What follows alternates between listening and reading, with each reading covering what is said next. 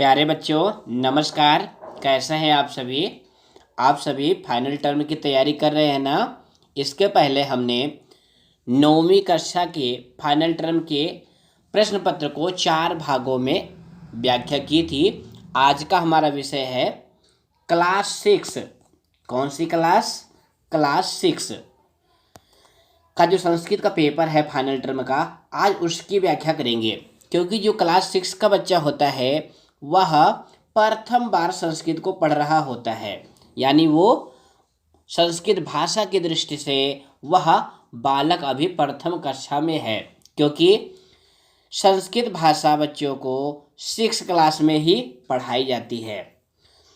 तो आज हम, क्योंकि छठी क्लास का बच्चा मिड टर्म में बहुत कम नंबर आए थे उसके, तो फाइनल टर्म में छठी क्लास का बच्चा संस्कृत के विषय में अधिक नंबर कैसे पा सकता है, इन सब बातों पर आज हम चर्चा करने वाले हैं। तो प्लीज़ बच्चों, अगर आप नए हैं तो चैनल को सब्सक्राइब कर लें, क्योंकि हम आपके लिए 7वीं कक्षा में, 8वीं कक्षा में, 9वीं कक्षा में, हर कक्षा में आपके लिए संस्कृत के मॉडल पेपर लाते रहेंगे।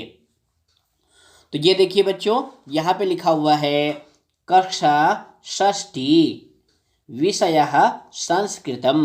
प्यारे बच्चों, आप सभी जानते हैं कि आपका पेपर 60 नंबर का होता है। कितने नंबर का होता है? 60 नंबर का। और जो आपका पेपर का समय होता है वह होता है होरा सार्धद्वयम्।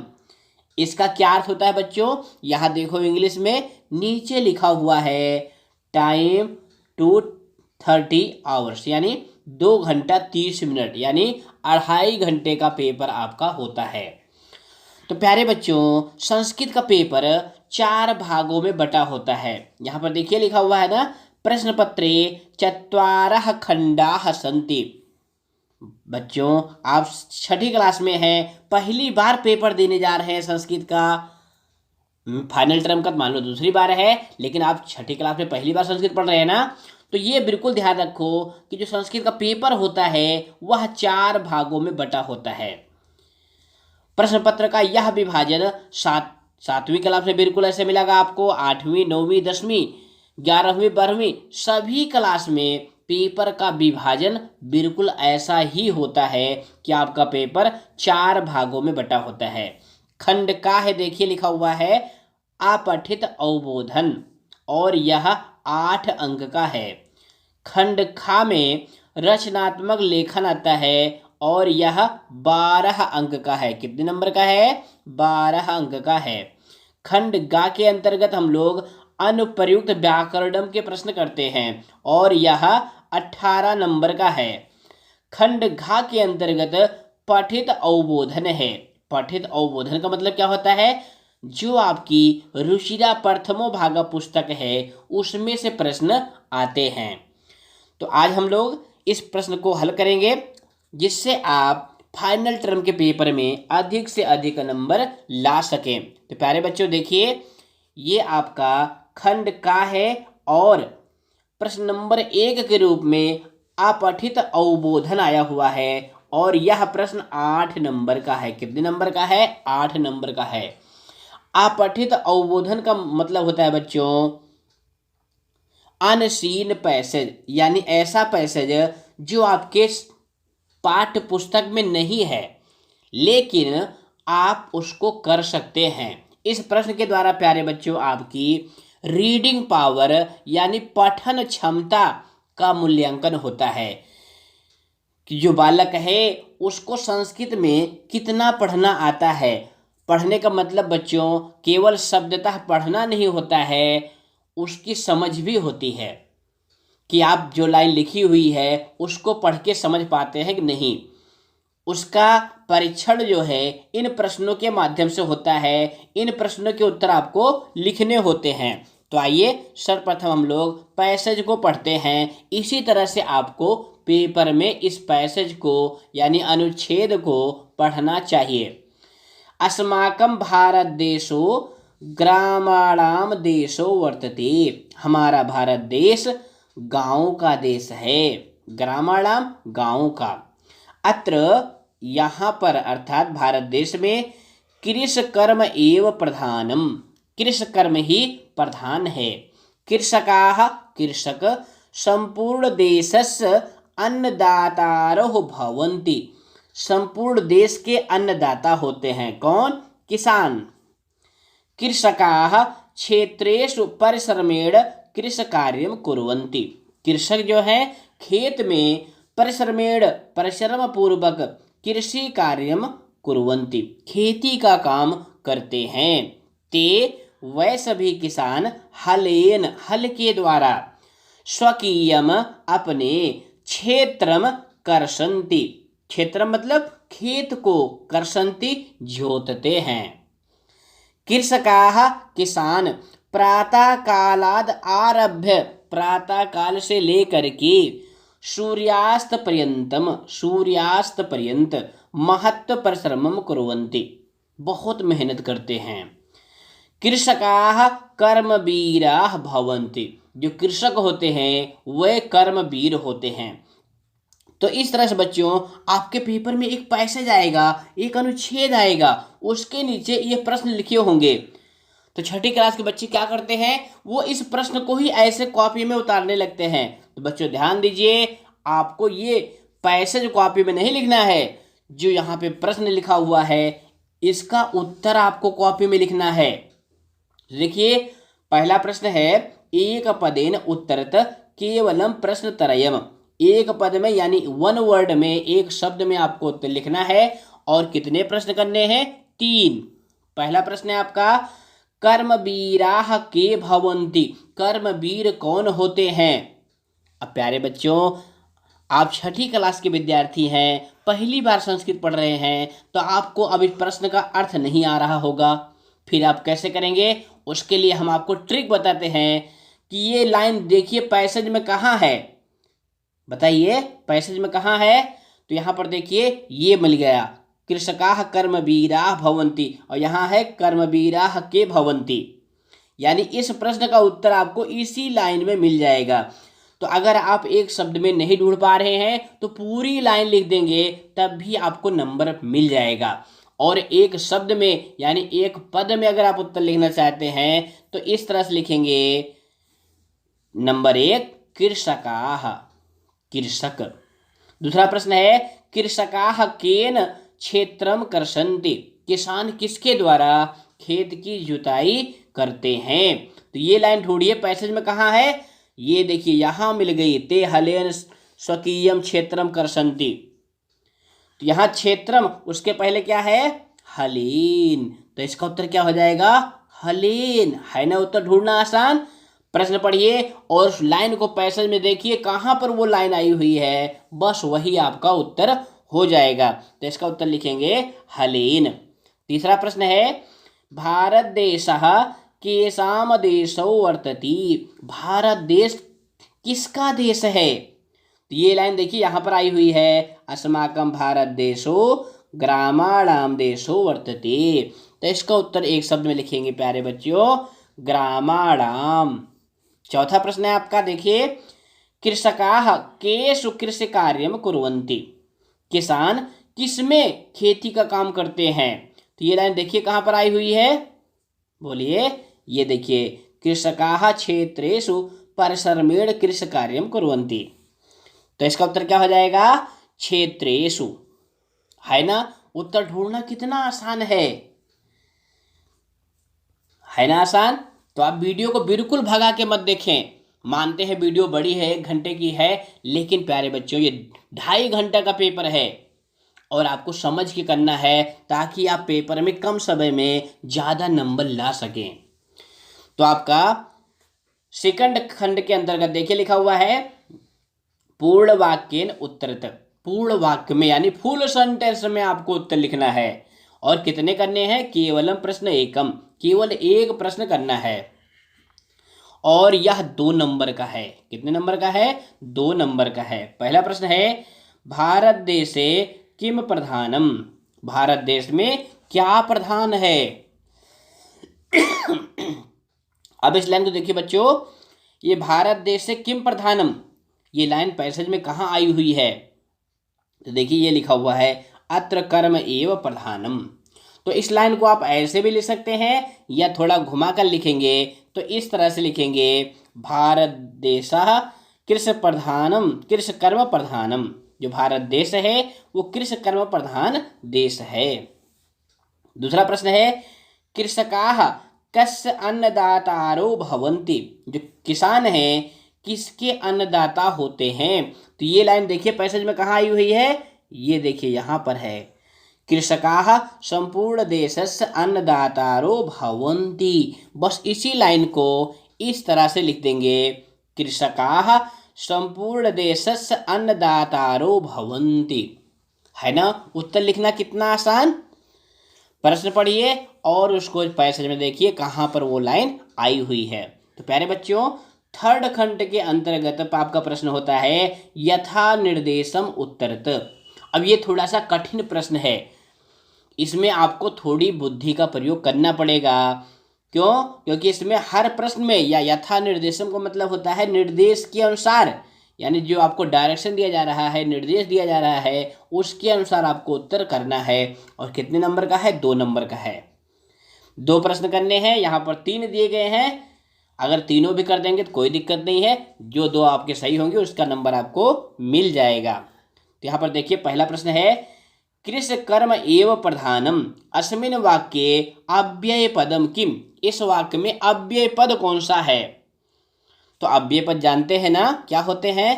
पहला विकल्प है कृषि कर्म, दूसरा है एव, तीसरा है प्रधानम। तो प्यारे बच्चों, इसमें अव्यय पद है एव। अव्यय क्या होते हैं उसके लिए हमने अलग से वीडियो बनाई है, वहां पे आप देख सकते हैं। यहाँ पे संक्षेप में सुन लीजिए, जो पद तीनों लिंगों में, 7 विभक्तियों में, तीनों वचनों में नहीं बदलते हैं उन्हें अव्यय पद कहते हैं। दूसरा प्रश्न है, परकीयम इत शब्दस्य किम विलोम पदम गद्यांशे प्रयुक्तम। परकीयम इस पद का विलोम पद। प्यारे बच्चों, विलोम पद जानते हैं ना क्या होता है, विपरीत अर्थ वाला पद। तो किसका, परकीयम। तो पहला है स्वकीयम, दूसरा है प्रधानम, तीसरा है परिश्रमः। तो परकीयम माने होता है बच्चों दूसरे का। तो इसका विलोम क्या होगा, अपना। तो अपने अर्थ में यहाँ पे कौन सा पद आया हुआ है, स्वकीयम। तो आपका ये वाला उत्तर सही हो जाएगा, स्वकीयम। तीसरा है, स्वकीयम क्षेत्रम कर्षन्ति अस्मिन वाक्ये क्रियापदम किम। ये जो मोटा मोटा वाक्य लिखा हुआ है इसमें क्रियापद कौन सा है। क्रियापद जानते हैं ना, जिसको इंग्लिश में वर्ब कहते हैं। क्या कहते हैं, वर्ब। वर्ब मतलब क्रिया, उसी को संस्कृत में कहते हैं क्रियापद। तो पहला है स्वकीयम, दूसरा है क्षेत्रम, तीसरा है कर्षन्ति। तो वर्ब जानते हैं ना, क्रिया जानते हैं ना, क्या होता है, जिसके द्वारा किसी काम के होने या करने का भाव पाया जाता है उसी को क्रिया कहते हैं। तो इस वाक्य में प्यारे बच्चों क्रियापद है कर्षन्ति। है ना आसान। उसके बाद आपका चौथा खंड होता है, यहाँ पर देखिए प्रश्न नंबर 1 के अंतर्गत चौथा खंड है, अस्य अनुच्छेदस्य कृते उपयुक्तम शीर्षकम लिखत।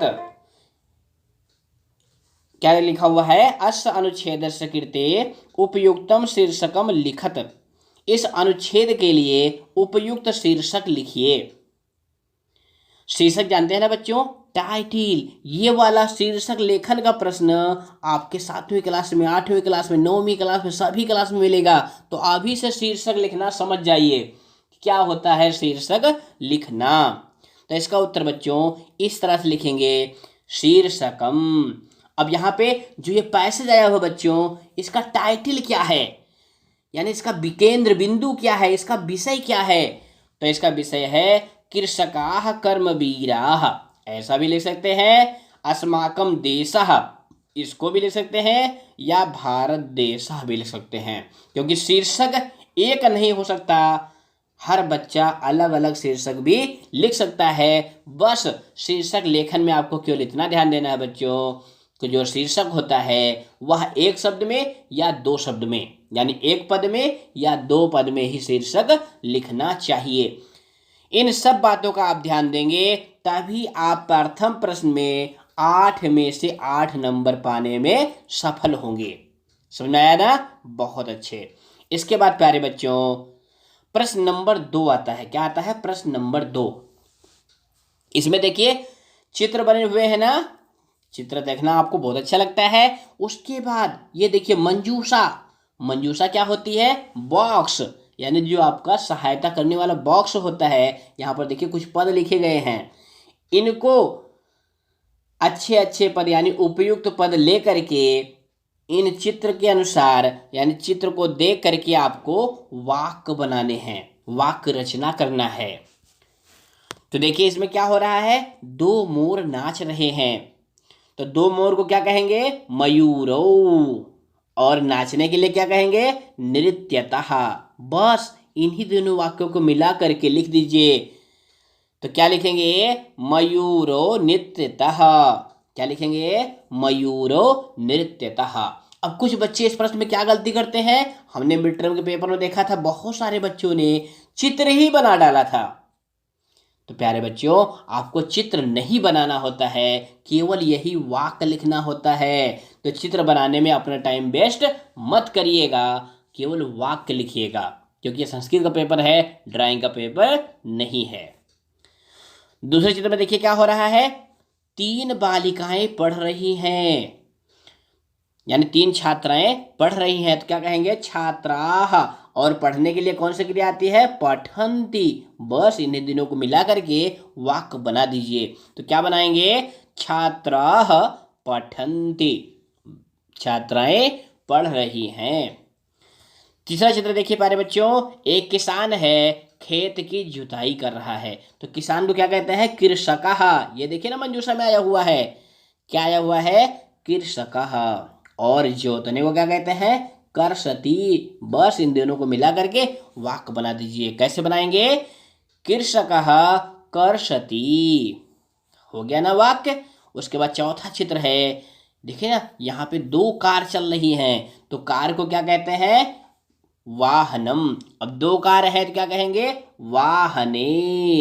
वाहनम वाहने वाहनानि, उसके रूप चलते हैं। तो यहाँ पे 2 कार हैं तो उसके लिए आएगा वाहने। और चलने को क्या कहते हैं? चलती, लेकिन द्विवचन में होता है चलतः। तो बस इन्हीं दोनों को मिला करके वाक्य बना लीजिए। तो क्या बनेगा? वाहने चालयतः या चलतः। समझ गए ना बच्चों? इस तरह से अगर आप करेंगे तो इस प्रश्न के भी कितने नंबर हैं? 8 नंबर है। यानी जो ये एक वाक्य है ये 2-2 नंबर के हैं। कितने कितने नंबर के हैं? 2-2 नंबर के हैं। यहाँ पर ध्यान दो बच्चों, ये चालयतः जो है गलती से लिख गया है, आपको क्या लिखना है? चलतः। ये शब्द यहाँ पर लाकर आपको रखना है।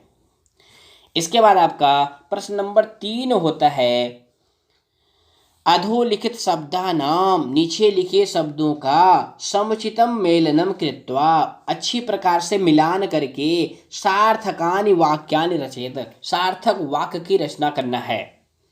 तो ये कर्ता है, ये कर्म है या अधिकरण है, और ये क्या है? क्रिया है। इन्हीं तीनों को मिला करके तो अर्थ के अनुसार मिलाना है। तो पहला शब्द देखिए क्या है? मत्स्यः। मत्स्य माने क्या होता है? मछली। अब मछली कहाँ रहेगी? जल में रहेगी। और रहने के लिए क्या आएगा? निवसति। बस तीनों को मिला दीजिए और इस तरह से वाक्य बनाएंगे, मत्स्यः जले निवसति। यानी यहाँ से मत्स्य को लिया, यहाँ से जले को लिया और वाक्य बना दिया। दूसरा वाक्य कैसे बनाएंगे? छात्रः क्रीडा क्षेत्रे खेलन्ति। यहाँ से छात्रा को लिया, यहाँ से क्रीडा क्षेत्रे को और यहाँ से खेलन्ति को, वाक्य बन गया। तीसरा वाक्य बनाएंगे, अहम लेखम लिखामि। ये देखो ना यहाँ पे अहम लिखा हुआ है, यहाँ पे लेखम लिखा हुआ है और यहाँ पर लिखामि, तीनों को मिला दिया, हमारा वाक्य बन गया। चौथा वाक्य बनाएंगे, वानरो वृक्षे कूदतः। 2 बंदर पेड़ पर कूद रहे हैं। अब यहाँ से बानरों को लिया और यहाँ से वृक्षे को और यहाँ से कूदतः को, तीनों को मिला दिया और इस तरह से वाक्य बना लिया। इस तरह से आप वाक्य बनाएंगे तो आपके 4 में से 4 अंक मिल जाएंगे। इसके बाद प्रश्न नंबर 4 होता है, देखिए यहाँ पे लिखा गया है, प्रदत्त शब्द रूपाणाम दिए गए शब्द रूपों की विभक्ति को विकल्पेभ्यः विकल्प से चित्वा चुन करके लिखत।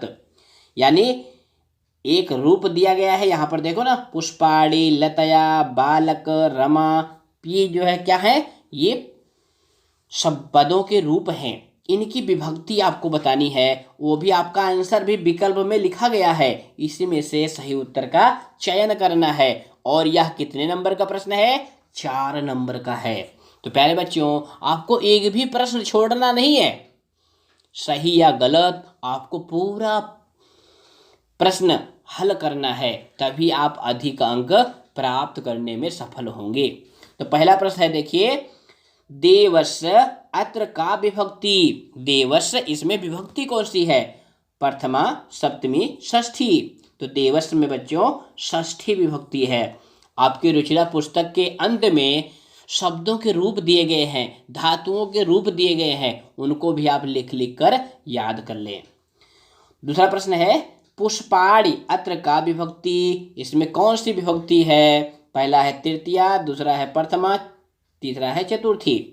तो पुष्पाणि में प्यारे बच्चों प्रथमा विभक्ति है। पुष्प का रूप आपने पढ़ा है ना, पुष्पम पुष्पे पुष्पाणि। तीसरा प्रश्न है, लतया अत्र का विभक्ति। लतया इस पद में कौन सी विभक्ति है? तृतीया, पंचमी, सप्तमी। तो इसमें है तृतीया विभक्ति। कौन सी विभक्ति? तृतीया।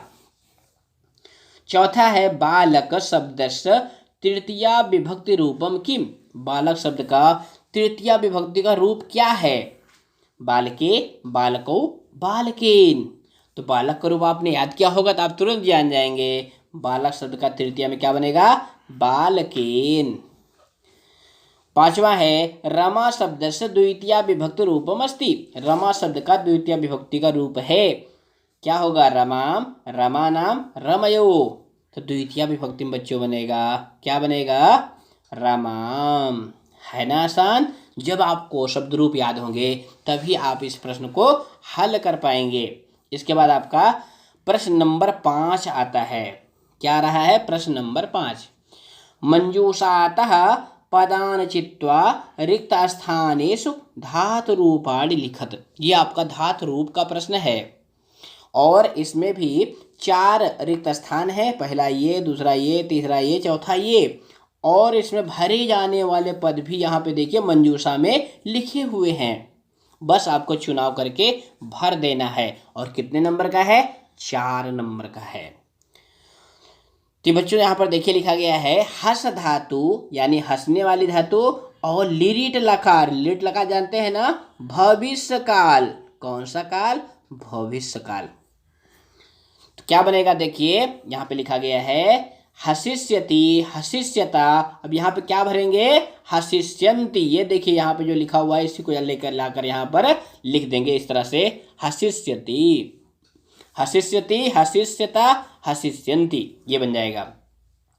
मध्यम पुरुष में हसिष्यसि। अब यहाँ पे क्या भरेंगे? हसिष्यथः। और बहुवचन में हसिष्यथ। अब उत्तम पुरुष के एक वचन में क्या भरेंगे? हसिष्यामि, हसिष्यवः, हसिष्यामः। यहाँ पे क्या भरेंगे? हसिष्यामः। कहाँ लिखा हुआ है? ये देखिए, इसमें भरे जाने वाले पद ये मंजूषा में लिखे हुए थे।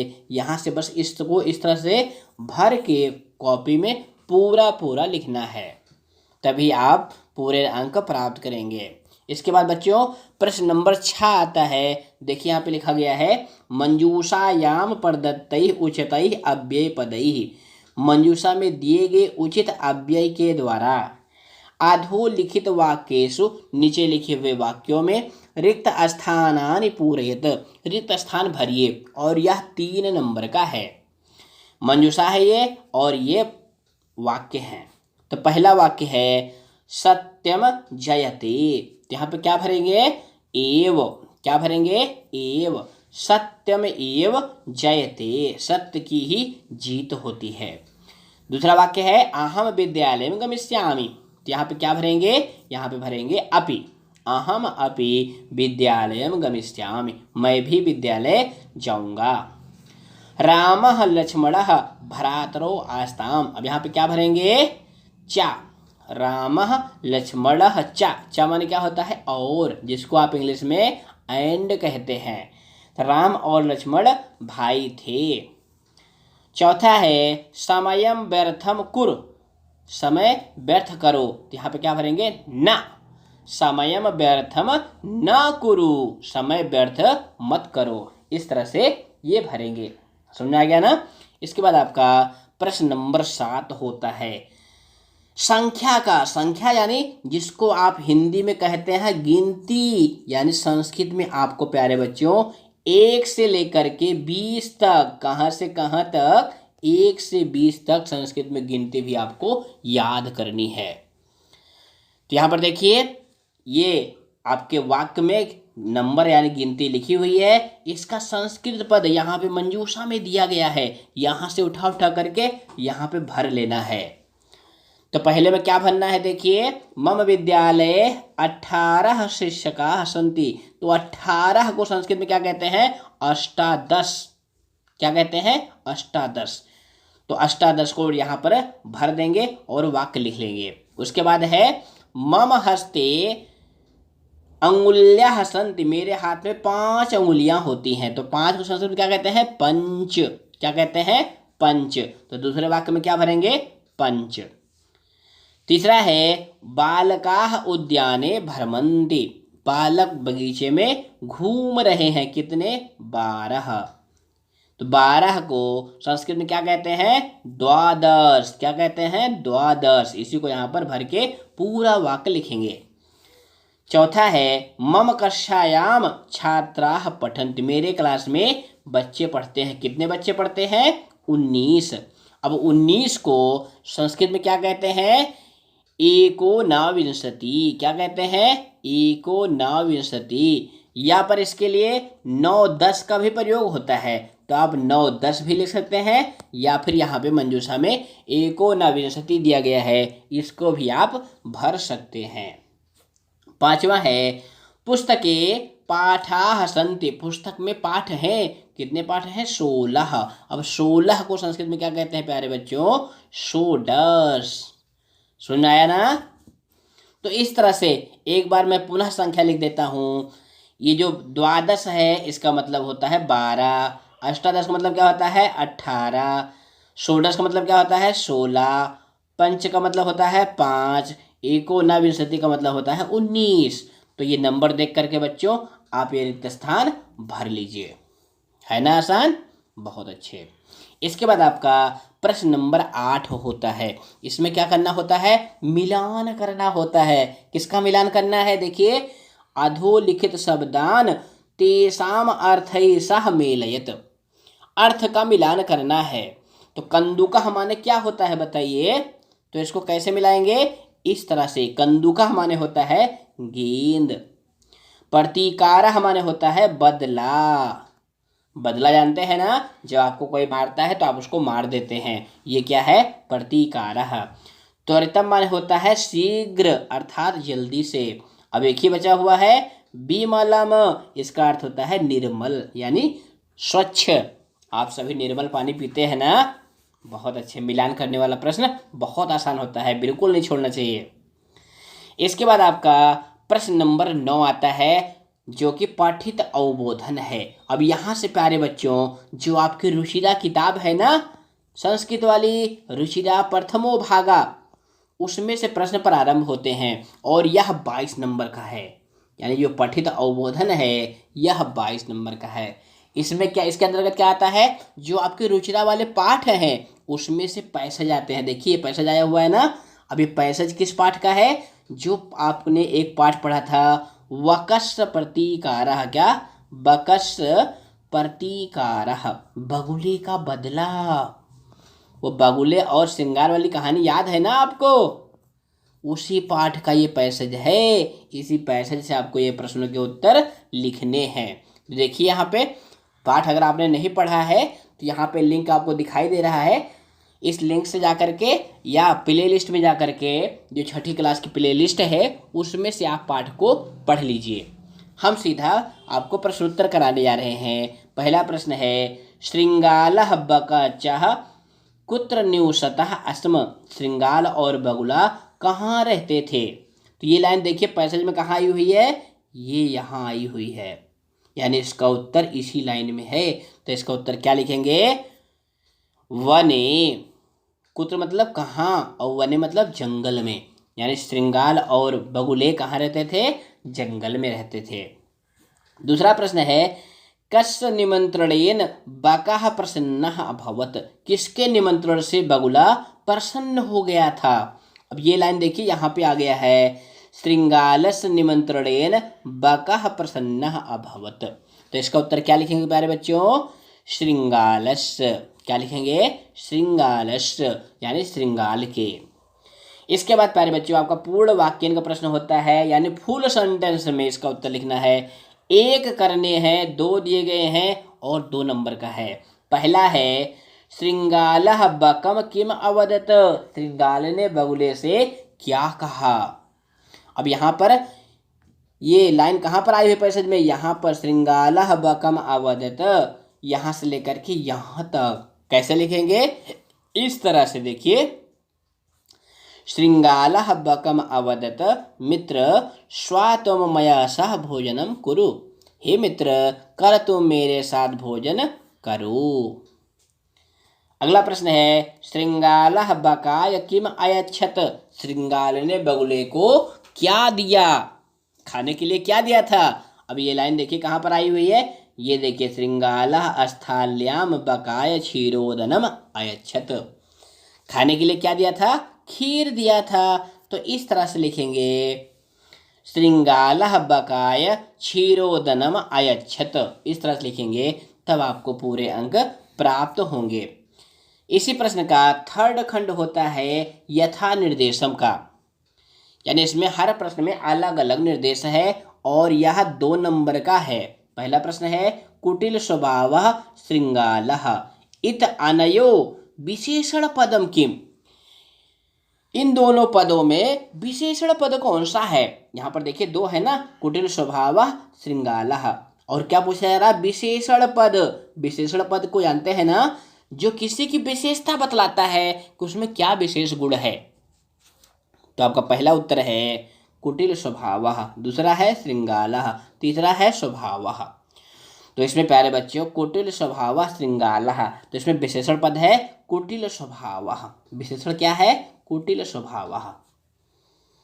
आपका अगला प्रश्न है शत्रुता इत पदस्य किम विपरीतार्थकम पदम गद्यांश से प्रयुक्तम।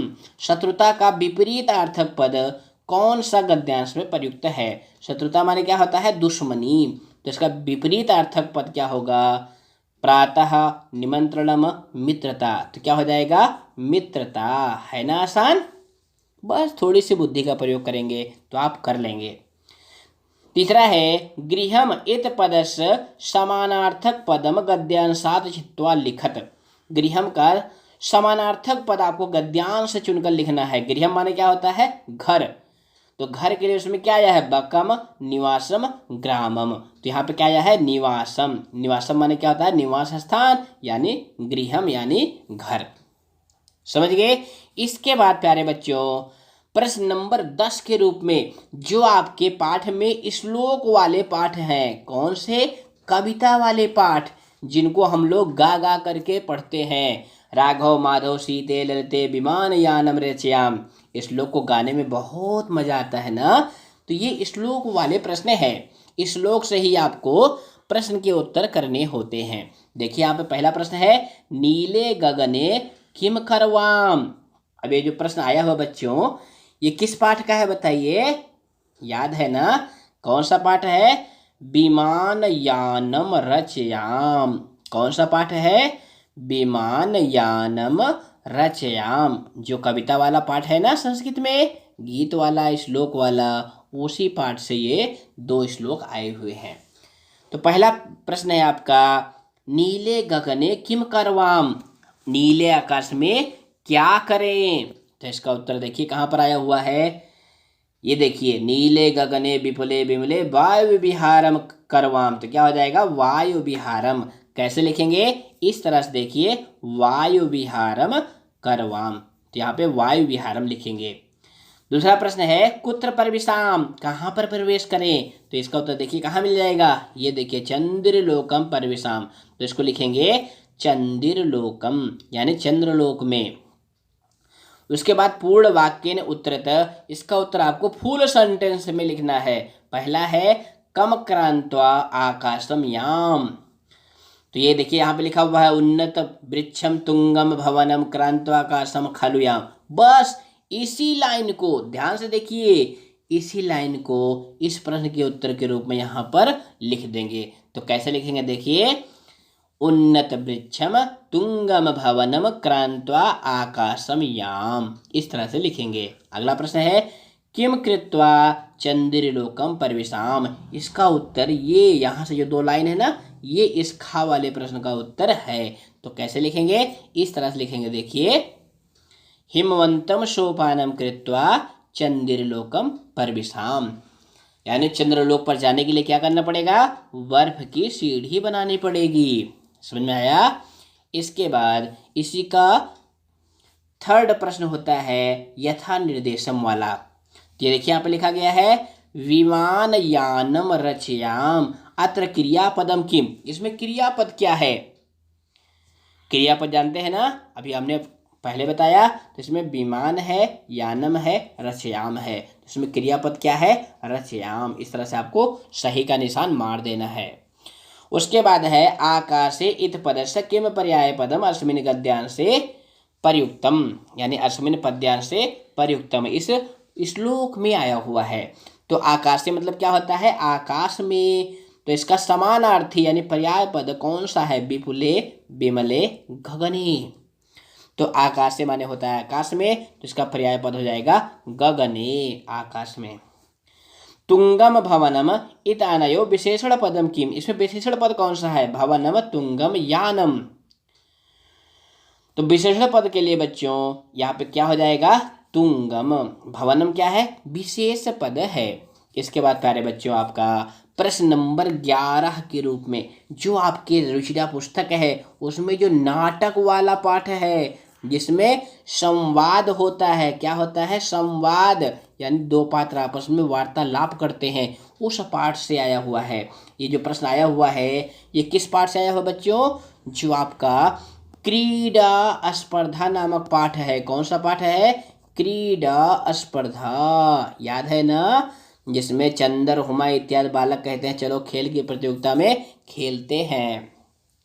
ये उसी का ये लाइन आई हुई है, ये पैसेज आया हुआ है, इसी में से आपको प्रश्न के उत्तर ढूंढने हैं। पहला प्रश्न है देखिए, बालिकाः बालकाः च कथम खेलिष्यन्ति, बालिका और बालक कैसे खेलेंगे। तो ये लाइन कहाँ पर आई हुई है देखिए, बोलिए बोलिए, कहाँ आई हुई है, ये देखिए यहाँ आई हुई है, बालिका बालकाश्च मिलित्वा खेलिष्यन्ति। तो इसका उत्तर क्या लिखेंगे, मिलित्वा, मिलित्वा मतलब मिल करके। कहाँ आई हुई लाइन, ये देखिए अंतिम लाइन में आई हुई ना, बहुत अच्छे। तत्र का सन्ति, वहाँ पर क्या है, तो ये लाइन कहाँ आई हुई है, ये देखिए तत्र क्रीडा स्पर्धा सन्ति। तो इसका उत्तर एक शब्द में यानी एक पद में लिखेंगे, तो क्या लिखेंगे, क्रीडा स्पर्धा। इसके बाद प्यारे बच्चों पूर्ण वाक्यन वाला प्रश्न यानी फुल सेंटेंस वाला उत्तर आपको लिखना है। पहला है इंद्रः किम कथयति, इंद्र क्या कहता है। अब ये देखो, हुमा इंद्रः फेकना रामचरणः प्रसन्नः रामचरणः प्रसन्नः, ये नाम लिखे हुए हैं। तो इसके आगे जो बात लिखी गई है ना वो उसी का कथन है, यानी उस वाक्य को वही बालक या वही बालिका बोलती है। यहाँ पे किसके बारे में पूछा जा रहा है, इंद्रः। तो इंद्रः देखिए कहाँ पे आया हुआ, ये देखिए, तो ये लाइन आपको ऐसे कि ऐसे लिख देना है। तो क्या लिखेंगे, इस तरह से लिखेंगे, इंद्रः कथयति वयम विद्यालयम गच्छामः, है ना आसान। अगला प्रश्न है किम स्पर्धा केवलम बालकेभ्यो, क्या प्रतियोगिता केवल बालकों के लिए है। तो इसके उत्तर के रूप में ये वाली लाइन लिखेंगे, नहीं बालिका अपि खेलिष्यन्ति। कैसे लिखेंगे, इस तरह से देखिए, नहीं बालिका अपि खेलिष्यन्ति या खेलन्ति। इस तरह से इसका उत्तर लिख लेंगे। इसके बाद प्यारे बच्चों इसी का थर्ड खंड है। इसमें आपको क्या करना है, यथा निर्देशम, यानी हर प्रश्न में अलग अलग निर्देश है, उसके अनुसार लिखना है। पहला है बालिकाः अपि खेलिष्यन्ति, बालिकाएं भी खेलेंगी। अस्मिन् वाक्ये अव्यय पदम किम, इस वाक्य में अव्यय पद क्या है? पहला है अपि, दूसरा है बालिका, तीसरा है खेलिष्यन्ति। तो अव्यय पद हो जाएगा प्यारे बच्चों अपि। क्या सही होगा? अपि। अप के ऊपर आपको सही का निशान मारना है। अगला वाक्य है यूयम कुत्र गच्छत, तुम सब कहाँ जाते हो? अस्मिन् वाक्ये क्रियापदम किम, क्रियापद क्या है? पहला है कुत्र, दूसरा है गच्छत, तीसरा है यूयम। तो क्रियापद क्या हो जाएगा? गच्छत, ये हो जाएगा गच्छत। अगला प्रश्न है समूहे इत पदस्य किम पर्याय पदम अत्र प्रयुक्तम, समूहे इस पद में, इस पद का पर्याय पद, पर्याय मतलब समान अर्थ वाला पद कौन सा आया हुआ है? सर्वे विद्यालयम दले, तो समूह मतलब क्या होता है? ग्रुप, उसका पर्याय पद क्या हो जाएगा? दले। दले मतलब क्या होता है? ग्रुप में, यानी समूह में। समझ में आ गया? इस तरह से आपने देखा कि 3 पैसेज आपके पाठ से आएंगे। इसके बाद प्यारे बच्चों आपका प्रश्न नंबर 12 होता है वर्ण संयोजनम कृत्वा पदान लिखत, यानी जो ये वर्ड लिखे गए हैं ना अलग अलग करके, प्लस प्लस का चिन्ह लगा करके, इनको मिला करके आपको पद बनाना है। पद जानते हैं ना, जिसको आप शब्द कहते हैं। क्या कहते हैं? शब्द कहते हैं। तो कैसे बनाएंगे? इस तरह से इनको मिला मिला के लिखेंगे। जैसे यहाँ पे देखो का और री, तो क्या हो जाएगा? क्री। सा और आ, तो क्या हो जाएगा? सा। का और आहा, तो क्या हो जाएगा? कहा। तो क्या बन जाएगा? कृषकः। इस तरह से आपको मिला मिला करके लिखने हैं। तो प्लीज़ बच्चों अगर आपने अभी तक चैनल को सब्सक्राइब नहीं किया है तो चैनल को जरूर सब्सक्राइब कर लें। समझ गए? तो इसका उत्तर क्या लिखेंगे? कृषकः। दूसरा है वा ई, क्या हो जाएगा? वी। द या आ, तो क्या हो जाएगा?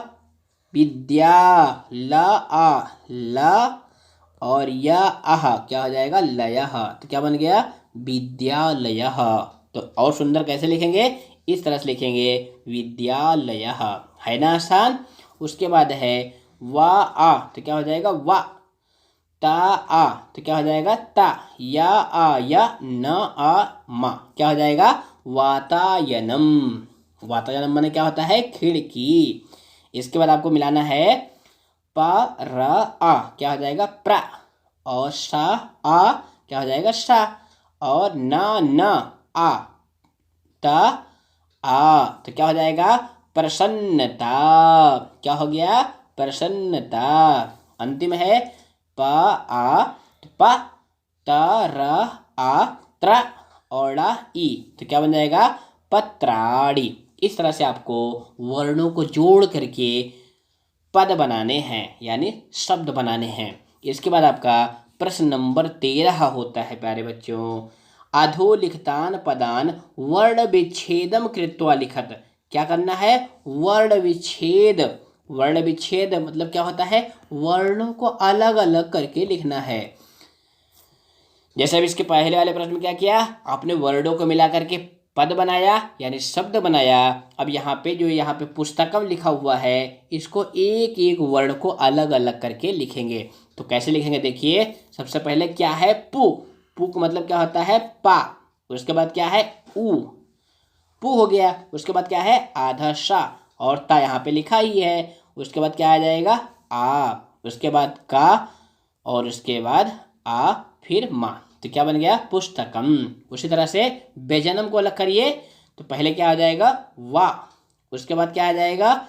या। उसके बाद आ यहाँ पे लिखा हुआ है। उसके बाद हो जाएगा जा। उसके बाद आ। उसके बाद न। उसके बाद आ और उसके बाद मा, तो क्या हो गया? व्यंजनम। इस तरह से आपको अलग अलग करके लिखना है। उसके बाद अस्थालिका। तो सबसे पहले क्या हो जाएगा? आधा सा, फिर था, फिर आ, फिर ला, फिर ई, फिर का, फिर बड़ा आ, तो क्या हो गया? अस्थालिका। इसके बाद है पुष्पाणि। तो पा, पा के बाद में कौन सी मात्रा लगी है? छोटऊ की, तो क्या हो जाएगा? छोटऊ। उसके बाद क्या है यहाँ पर देखिए? आधा दंती सा है तो क्या लिखेंगे, आधा सा, यानी सा के नीचे हलंत लगाएंगे। उसके बाद पा, उस पा में कौन सी मात्रा लगी है, यहाँ पर देखिए बड़ा आ की मात्रा लगी है, तो क्या लिखेंगे, बड़ा आ। उसके बाद ड़ा, उसके बाद छोटी ई। तो यहाँ पर देख लेना बच्चे, जो व्यंजन है, जैसे यहाँ पर सा है, यहाँ पे पा है, उसके नीचे ऐसे हमें हलंत जरूर लगाना चाहिए। हलंत लग गया क्या बताता है कि उसमें कोई स्वर मात्रा के रूप में नहीं लगा हुआ है। तो इस तरह से प्यारे बच्चों अगर आप पेपर करेंगे तो आप पूरे 60 में से 60 नंबर पा जाएंगे। थोड़ा बहुत गलती कर देंगे तब भी आप 50+ नंबर पा सकते हैं, अगर इस तरह से आप प्रश्न को हल करेंगे। तो फिर मिलेंगे बच्चों अगली वीडियो में। सर्वेभ्यो नमो नमः, पुनर्मिलामः, धन्यवादः, बेस्ट ऑफ लक।